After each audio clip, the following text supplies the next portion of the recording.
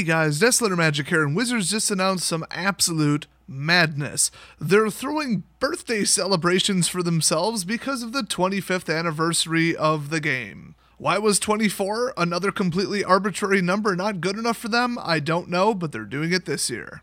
I like the number 24 more than 25, I'm just saying. I don't think 25's that special. Ooh, it goes into 104 times. Who cares? When do I ever do that? Okay, every vending machine and whenever I do laundry, but still. So they're holding 6 events, and they're doing a special type of draft called a Rochester draft. I have never heard of this until now, but it sounds neat. There is one major unsolvable problem with drafting, and this solves it, so I guess I'm all for it. Oh, let's put an asterisk on the end of that. I'll come back to why. So a Rochester draft is very old, apparently. Packs are opened one at a time and placed face up on the table, then drafted one person at a time. So everybody sees everybody's picks, and everybody sees the entire pack. Or all 3 packs at once? I'm not really sure. I feel like that would favor whoever are the first 3 to go first, because rare. Oh, here's a fun fact for you. They're drafting beta. Yes, that beta, like 1993 beta. Oh, so drafting $1,000 cards? Sign me up. Not me literally. They hate me. They would never let me in the door. I mean like a collective me or a rhetorical me or whatever the term is. Do I even need to say it? This entire video is rhetorical. All right, let me just read all that you need to know about this. The very next line. Qualifying for one of these Rochester drafts won't be easy. I assume to qualify to draft this expensive of a set from, as they put it, their vault, which, yeah, they do have a vault, by the way. I assume you have to just, like, kill somebody or something, or, like, a Hunger Games thing, or I don't know. I have not read the rest of the article, and it shows. Oh, actually, this makes perfect sense. To qualify, players will need to win a sealed qualifying tournament, sets to be announced later, purchase of entry required, obviously, and spaces will be limited. Well, duh. I mean, the amount of sealed beta packs is limited. There will be 8 sealed qualifying tournaments per Grand Prix/Gen Con. The winner of each tournament will receive an invite. So that's 8 people. So, I mean, it's literally like a draft, not like, oh, it's a draft tournament. No, this is a draft. It is literally an 8-person draft, although they are holding 6 of them. So one's in Las Vegas, which is nice because that's very, very cheap to fly to. I think that like something about the Department of Commerce like subsidizes flights inward. I don't know. One's in Singapore. That's cool. It's a cool place to put it. Barcelona, lovely. Sao Paulo. Okay, let me stop you right there. Actually, let's come back to that one. One's in Chiba. I have no idea where that is. And Indianapolis, Indiana. So that's cool. At least 2 are in America, which makes sense because they're an American company. Finally, they didn't put one in Hawaii, one of the most expensive places to fly into no matter where you live in the world. God, they're just so clueless sometimes. The stupidity actually burns my brain when I think about it. Anyway, let's go back to Sao Paulo. I guarantee since they're a bunch of snowflake, gun-phobic, liberal dumbasses, it's probably going to be a gun-free zone. Okay, if you enter a gun-free zone in Sao Paulo, you will die. There is a 100% chance that you will not live through this draft, in my opinion. Let's see, how should I put this? Sao Paulo is kind of like Detroit mixed with Washington, D.C. if neither of them had any police. And then triple the number of guns, and you're about halfway there. One of the fantastic selling points of Sao Paulo is that it only has 10 murders per 100,000 now, down from 35.7. Sounds like a wonderful place to have a Magic tournament. I guess they're having it in Sao Paulo because the venue backed out in Syria. I'm not like the biggest Brazil fan in case you haven't caught that from other videos. So I guess this is basically the second season of Yu-Gi-Oh! Or first season depending upon where you watched it. Although in that particular series, they went to, what was that, Dual Island or whatever for the World Tournament to win $6 million, which was an oddly specific amount. And they just dumped off a bunch of underage kids with no supervision or food. So, hopefully they don't do that. I mean, at least in the Yu-Gi-Oh! Episode, there weren't any sex offender judges chasing kids around. Although, I mean, Bandit Keith, I mean, did anybody check on him? Did anybody look into his history? I feel like they didn't. His unofficial first name is Bandit, okay? I don't think he could pass a background check. I'm just saying. Gotta be a bit of a criminal history on that one. Oh, and that like death-obsessed emo graveyard dude who plays all the zombies in the zombie deck, that guy, someone got check on him too. So this is just a bunch of pro douchebags patting each other on the back and oh, how great they are. Just the usual celebrity culture. Oh, we want to be an esport, even though there's literally nothing electronic about Paper Magic at all in any way. It's like trying to say tennis is going to be the next esport. Anyway, you go to all these douchey Grand Prix, Gen Con, whatever the hell, and win one of these tournaments. Literally top place. Second place, who cares? I'm sure you get some prize money, but you don't qualify. It's just the 8 winners from these qualify, which actually that doesn't make sense because there's 6 of these. So there would have to be 48 of these events, which means 48 Grand Prix or Gen Cons to get 6 different countries worth of 8-person drafts. Or wait a minute, they said 8 events per Grand Prix, which I doubt you could compete in all 8. Some of them would have to just be concurrent. But they would need then either to start sending people to a country they live nowhere near or hold like 6 events. I'm not following the math on this at all. Whatever. I mean, it's kind of negated by the fact that I don't give a crap and I'm not going to participate.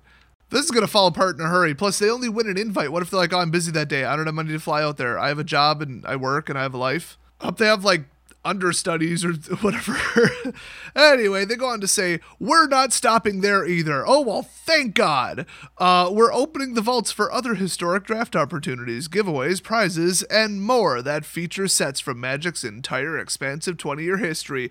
Oh my God, I hope I win a sealed box of Homelands. We are going to open that and write it off to Value Town. Or maybe they'll win a box of BFZ. Really good EV on that one. I think BFZ at this point actually stands for Big F***ing Zero, which of course refers to the expected value. If they're giving away an uncut sheet of BFZ, I'd rather honestly get an uncut sheet of fruit roll-ups. So since this entire plan and implementation and everything just sounds like a dumpster fire, they did add the line, oh, and of course there will be cake, which I will be perfectly honest with you, that redeems about 50% of how bad this sounds. Like how unfair, and you already have to be at the Grand Prix, and then if it's a side event, what if you're in the main event? What if they hold it on day 2, but you qualify for day 2? And like, I don't really know that much about how pro, level Magic works at a functional level, because I've never been to a GP, but I just know that this would not be easy to compete in this and the actual GP, I would suspect. But cake, I mean, it makes everything better. They should serve cake at funerals. I've actually seen that. Now, cake with like the deceased person's face on it, I feel like that's going a bit far, but I have seen just plain old cake. Here's what I don't get, okay? It's an invite-only 8-person tournament from what it sounds like, and there's 6 of them, like I said, 6 different locations. But they say more details will be available for each event as we get closer, including full guest lists, panel lists, artists in attendance. Like, is it going to be 8 people or is it going to be 1,000 people? Because I don't think 1,000 people are going to show up for, like kind of a GP, but without the competing. I mean, it's cool to just like hang around and do informal events and stuff and whatever, and then watch the results live, I guess, and meet with artists and have panels, but like, that's pretty much just a really ghetto Comic-Con. So, okay, wait a minute here. I'm sitting here, editing this right now, and it occurs to me, but once again, and I'm going to make this my new motto, I am too lazy/disinterested to actually check, but I think it's maybe possible that there's 8 events and then you immediately go to, at the same GP at the same day, the final draft of Drafting Beta. Like, they make it sound like, oh, we're going to go send you off to Dual Island and 8 people who are the finalists from these various events are going to compete, but maybe it's not. Maybe it's at the GP. I feel like if there was one detail that they could have included, it could have been that. Anyway, back to the regularly scheduled programming. So then they end with this cringiness. Planning a birthday party takes time, especially when you're inviting millions of your closest friends, and when you're such snowflakes that you can hardly function on a daily basis in average everyday society. But do watch for more details on daily MTG CFB events. Oh God, Channel Fireball is running these. And on pastimes.net. I have no idea what that is. And then they end with, until then, happy birthday to us, which is what you would say if you're a single shut-in. And we hope you enjoy the celebration, which is virtually impossible unless you qualify for one of the tournaments. So, All right. Here's the problem with drafting beta cards. I told you I'd come back with it. They're expensive as hell, and if you get to keep the cards, one card could literally exceed the prize money. You could just be like, oh look, Power 9, I'm gonna draft that. Which, I mean, you would anyway, it's Power 9. Like, it's a good competitive card. All of them are, obviously. Some of them are situational, but then you'd be like, haha, I won. I am holding thousands of dollars worth of cards in my deck.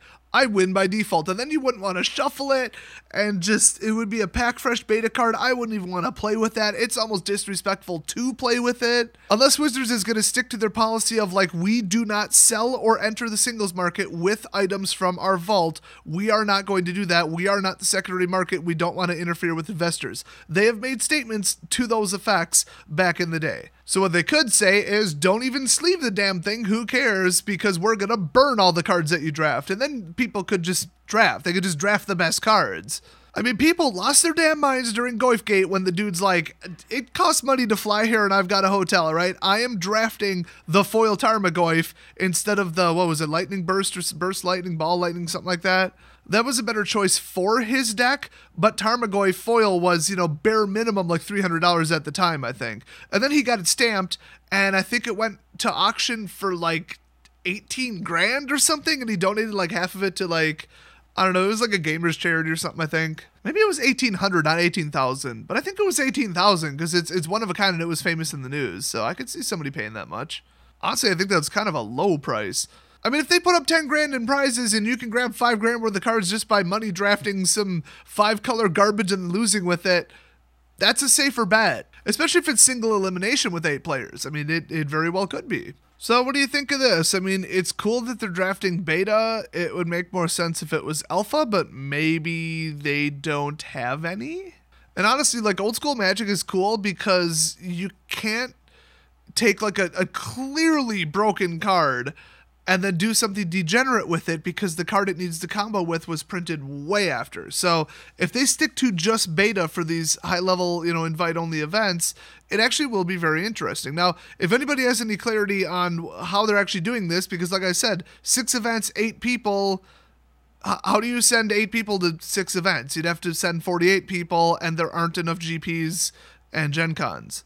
Technically, I don't think there's even 8, but they literally said word for word, only the winner will be invited. The winner, not winners with an S. So either way, I don't care. I probably wouldn't qualify, and if I did, I wouldn't want them knowing my name anyway. So I'm going to continue to ignore this and all of Pro Magic.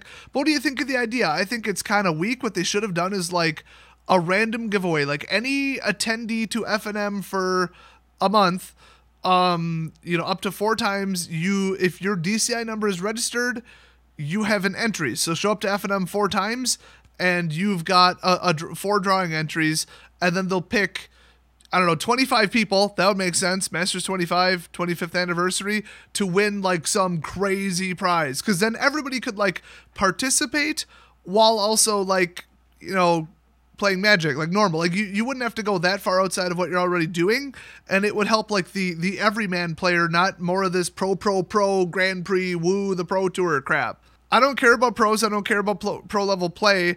I really don't care about pros drafting anything because that's just called cheating. They just add cards to the pool and cheat. I mean, even Travis admits it's probably 1 in 3 people doing that. Minimum. Like, you don't just draft 4 Glorybringers. That doesn't happen, except it does constantly at these tournaments because people are adding cards. There was that one over in Europe where they didn't even register the cards at all. It was just a complete free-for-all. What an absolute joke that was. So, sorry, Wizards, I'm not interested in watching a bunch of, egotistical, like, cheat on their girlfriend, abusive, lying, just pieces of garbage in their personal life, sit there and try to out-cheat each other. That's not really my scene. That's not my interest. No thanks. So, congratulations for throwing a 25th anniversary event that basically nobody that's a customer of yours can actually participate in any way, shape, or form. So, awesome. Thanks. Leave a comment down below about what you think about this wonderful 25th anniversary birthday party thing, and I'll see you guys next video. Happy birthday! Happy birthday, Squidward! It's not my